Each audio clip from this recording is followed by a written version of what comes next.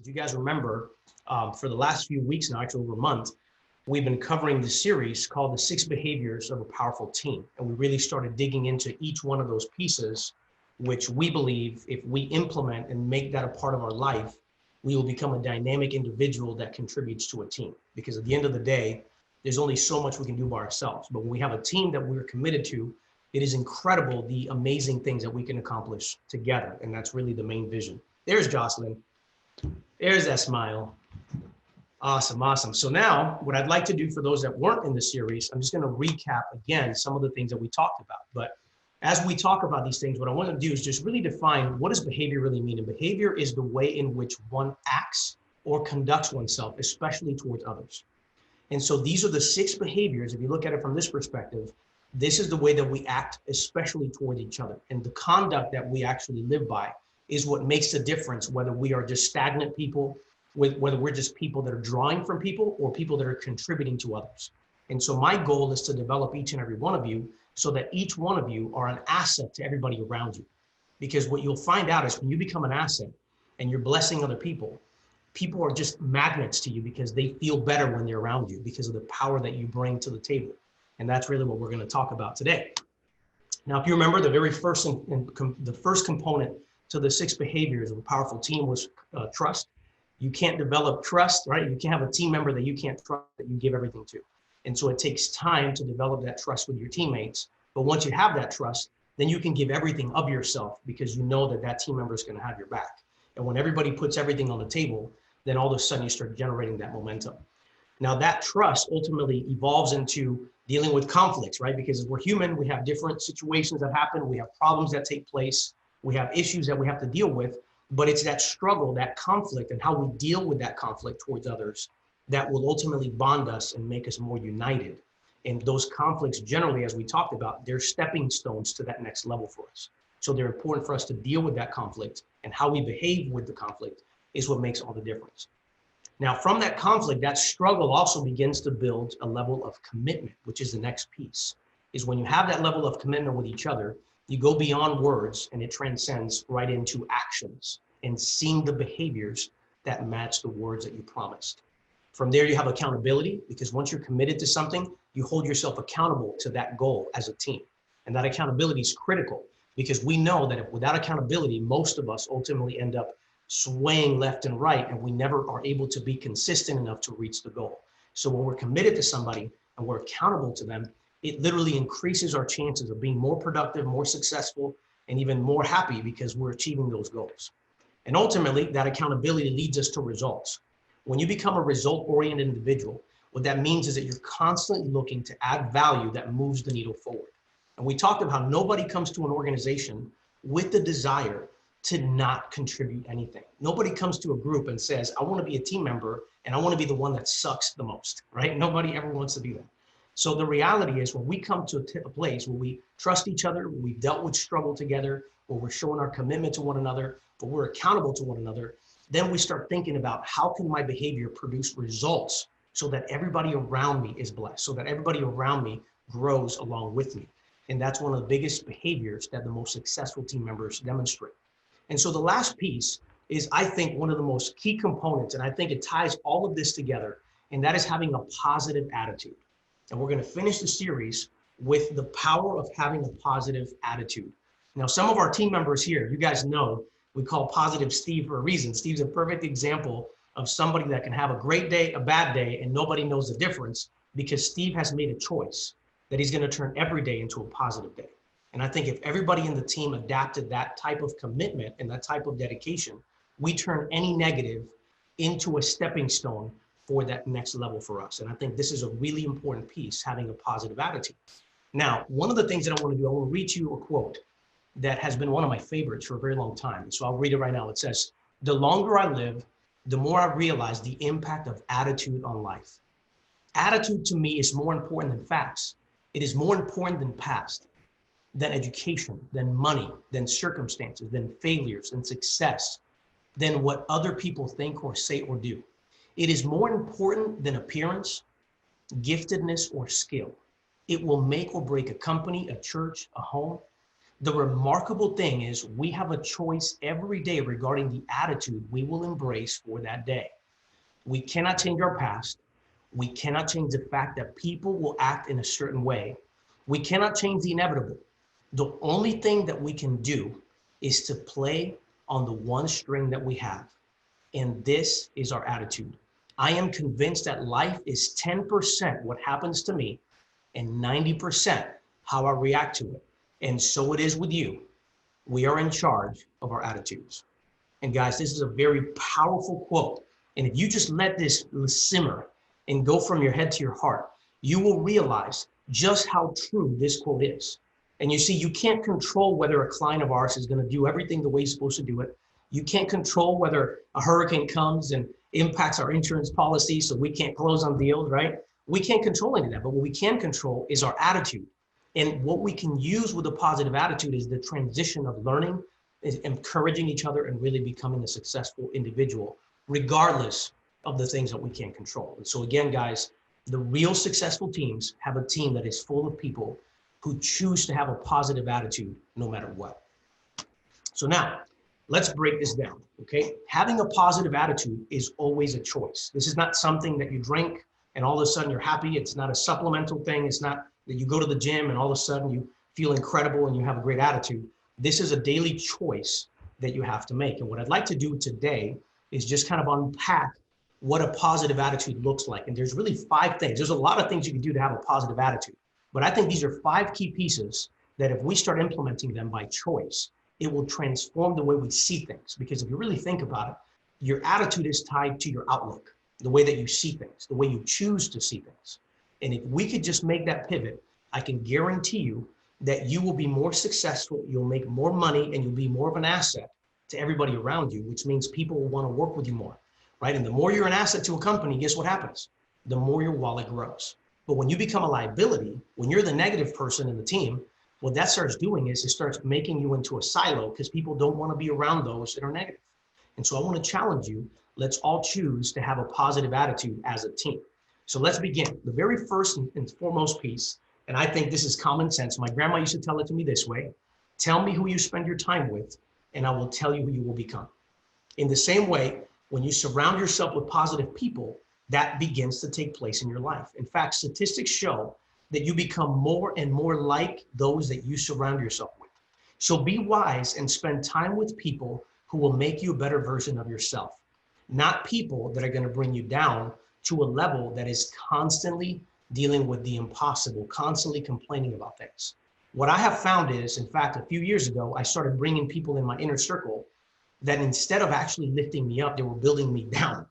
And I actually noticed my productivity change. I actually noticed my attitude changing. And I literally had to get rid of people around me and get more selective because I didn't realize just how quickly you can actually digress instead of progress when you have the wrong people around you. So I want to challenge us as a team. Let's make sure that as a team, we're around each other every single day. Let's make the commitment to be an asset to those around us, not the liability. And let's make sure that we're worthy of getting people around us, because when they get around us, they become a better version of themselves. That's how you begin surrounding yourself with positive people. Now, the next piece, and I think this is so important: so positive, read positive. I'm going to say it again: so positive, read positive. What a man thinks in his heart, so he is. So what we need to do is be intentional about sowing seeds of positivity, productiveness, and empowerment, and watch our mind be transformed from being a reactive person to a positively proactive person that brings value. So here's a question that I want to ask you to start thinking about. What are you reading? What are you listening to? Or what are you watching? Is it edifying or is it desensitizing?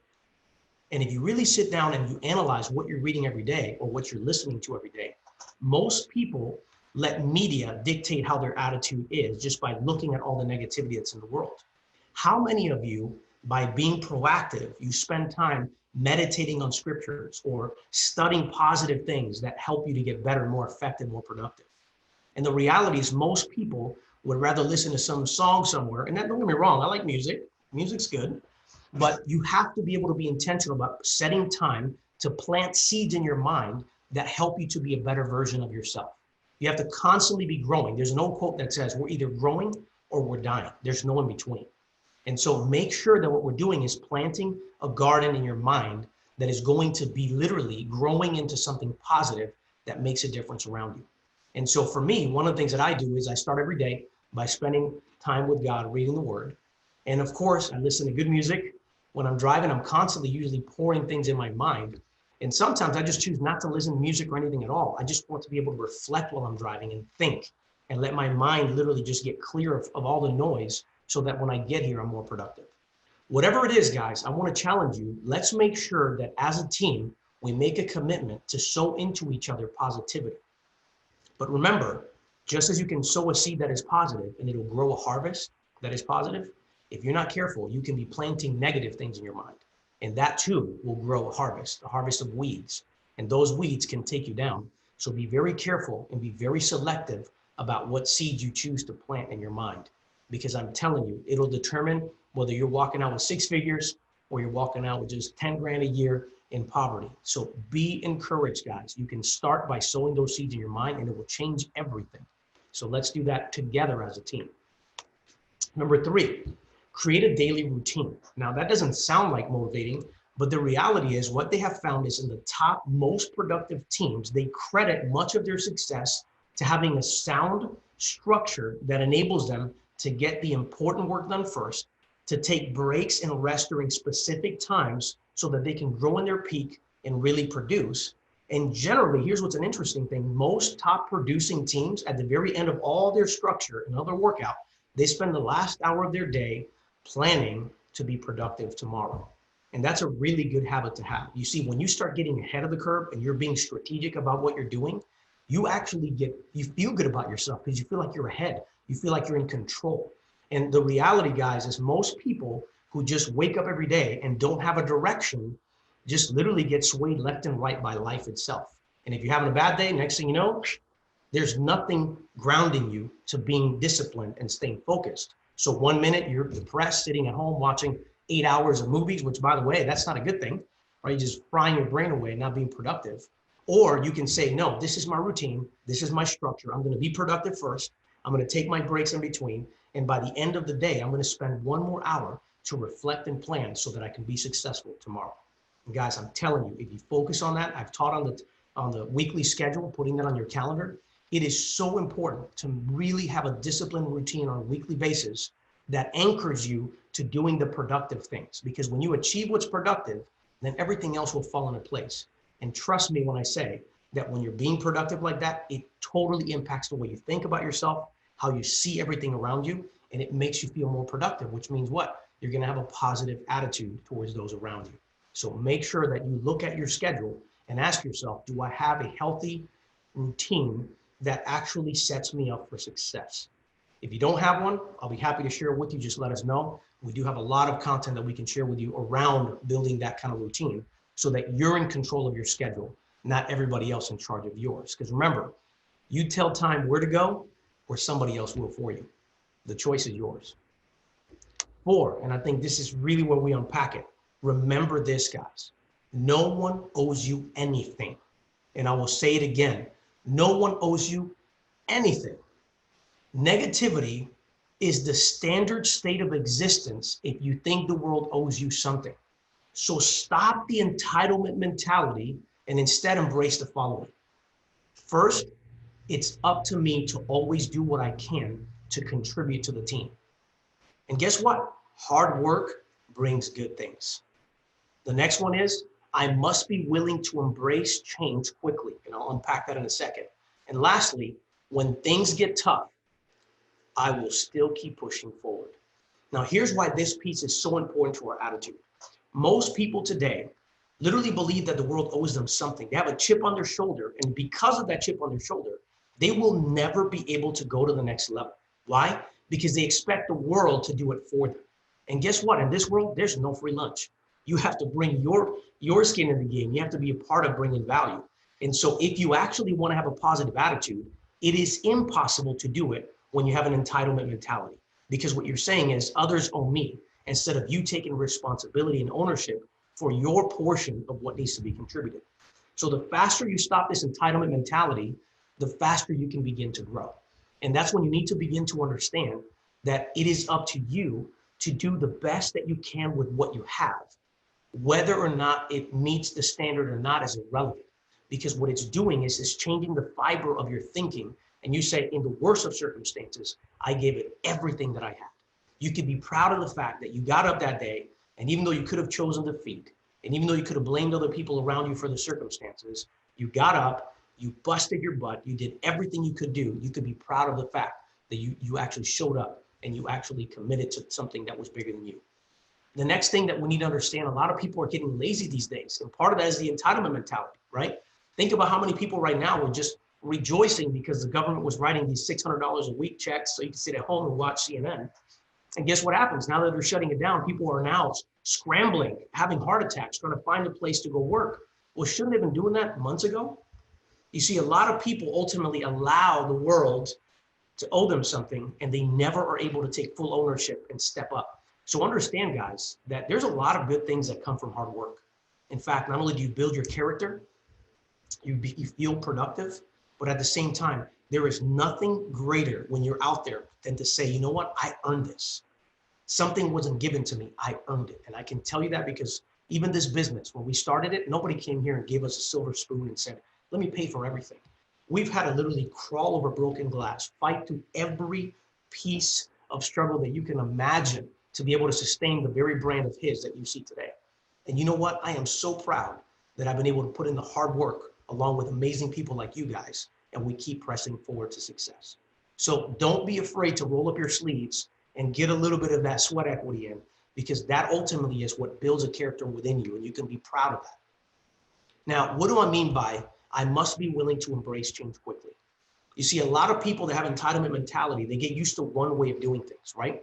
And what ends up happening is the moment life hits, or the moment a coronavirus attacks, or the moment there's war or any type of circumstance, it literally challenges what we're doing. And sometimes if you don't pivot, you will become extinct.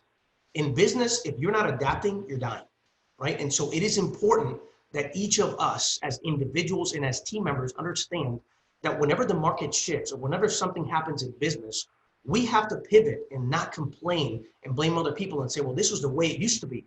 Why can't we go back to the way it used to be? What you should be thinking is, if we're pivoting as a team, I need to embrace this change, because this very change could be the thing that brings me to the top and makes us survive from this storm. And so it is important, guys, that we embrace change, because life is never just constant and stagnant. We're always pushing for growth. We're always pushing for the next level. And if you think about it, guys, this recent pivot of all the different strategies that we're implementing have actually built us up while most people are actually going out of business. Think about all the companies that stayed stagnant and they were waiting on the government to bail them out. And look at what's happened to most of those companies. They're becoming obsolete. They're firing by the millions of people a year right now, right? And so if you think about it, embracing change and adapting to the change is what allows us to survive. And so these strategies that we're implementing now are the very strategies that are sustaining us today, right? So let's make sure that as a team, we're willing to embrace that change and move quickly, because that change is what elevates us to the next level. And if we're too hard and too stubborn, trust me when I say, when you run up against that wall and it doesn't change, you'll be left behind while everybody else is thriving, and we don't want that to happen. And lastly, when things get tough, I will still keep pushing forward. Now think about it this way, guys. Life is not easy. I think everybody here knows life is not easy. Some of our team members here might be young. They haven't had a real storm yet. They haven't really been hit upside the head, just quite yet. I've met a lot of people over the years, especially. I remember when I first started, I was invincible. I mean, there really was no obstacle that was too great for Rick Melero, because Rick Melero was dynamic, powerful. Nothing could stop me. And all of a sudden, I ran into a wall that almost killed me. And then I realized, oh, wait a minute, Rick Melero can actually get hurt. Rick Melero actually has weaknesses.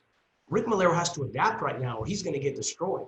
And you see, over time, the more battles you fight, the more seasoned you become in the battlefield, right? And you begin to understand how important it is to be able to be tough enough to make it through the battle. We usually actually, it's funny, years ago, we had a guy come in, and he was very, very charismatic, extremely motivated, kind of reminded me of me when I was younger. And he sat with me and he's talking, he said, Rick, I could do this. I'm going to be your top performer. I'm telling you that I'm going to be the best. And I'm like, that's awesome, man, great. And he would drive with me to the office a few times, and he was listening and reciting everything. He's like an amazing student, right? One day he comes to me and he says, Rick, one day I'm going to have your keys. I'm going to drive your car. I'm going to be. And so I took my keys and I said, here are my keys. If you can carry the weight, here are my keys. Because trust me, when my weight falls on your shoulder, it'll collapse you. And sure enough, within 3 weeks of working, he had to quit because he couldn't bear the load, not even a quarter of what I do. Right? So what does that show us? That, hey, life is tough. Some of these responsibilities are not easy, but we all have to be committed to one another and make a choice that even when things get tough, instead of blaming everybody around us, instead of saying, well, this didn't happen because Rick could have done something for me.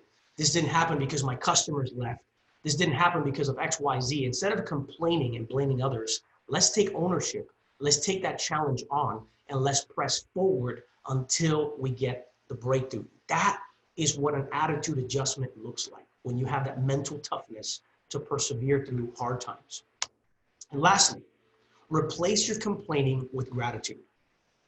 Honestly, I have fallen into this before where I have one negative thing happen. Next thing you know, here I am, I'm complaining, I'm murmuring, right? And usually that happens when I'm around people that are complaining and murmuring. But if you just choose to turn from complaining and literally just look the other way, and you focus on the positive things that are taking place in your life, most of the time, keep in mind, the very thing that you're complaining about is an opportunity to step up and go to that next level. The problem is you're looking at it from a completely different perspective.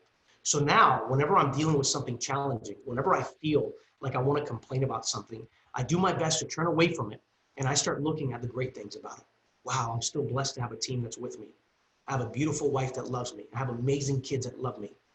Look at all the blessings that I have. And before I know it, I'm grateful. And I'm ready to come back to the battlefield because I'm excited that I have something to fight for. Instead of complaining about, oh, well, this deal didn't close the way I wanted. If only underwriting would have bent the rules for me on this, I would have made this kind of money. Or whatever the excuse is. Stop complaining and be grateful for what you have. And when you start looking at things from a gratitude perspective, it changes everything. You start seeing things as an opportunity. And before you know it, you start stepping up into that next level. And that's what we want for each and every one of you. So guys, again, I want to just reiterate, first and foremost, surround yourself with positive people. So positive, read positive. Create a daily routine that will help you to be more consistent. Remember that no one owes you anything. And also focus on replacing your complaining with gratitude, and it will change your life. I'll end it with this. Ability is what you're capable of doing. Motivation determines what you do. Attitude determines how well you do it. That's what separates the actual weak from the strong. And I believe that each and every one of you within the sound of my voice are amazing people with the ability to do great things. So all you have to do now is have the right attitude that will line you up for success so that you'll be unstoppable. So with that said, guys, thank you so much. This is today's Monday meeting.